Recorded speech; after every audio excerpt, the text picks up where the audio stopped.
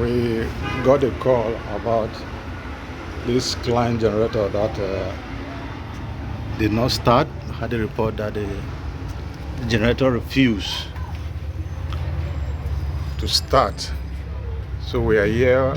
We will not check what went wrong. I also want to make a video to also follow me in troubleshooting and diagnosing what could have been the cause. So you are going to comment at the comment section what you think was the problem. So got here some few minutes ago. Normally, before you think of starting a generator, you need to check if the coolant and engine oil level is okay. So I'll follow me to where the engine oil is, dipstick. So we have the dipstick here.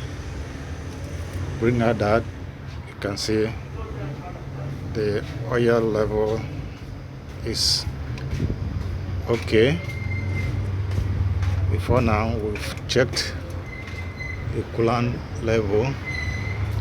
So as we're doing it, you should also use your eye to see if you can visually pick where the fault is. So it's a report from the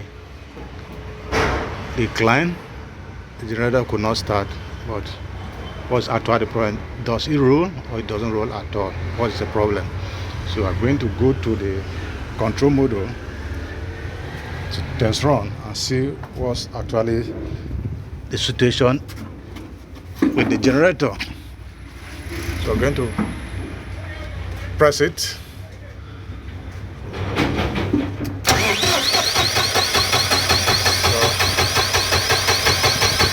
See,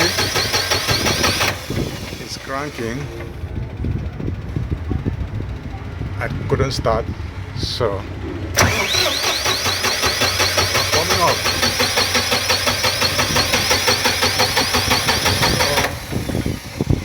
So what do you think could have been the fault?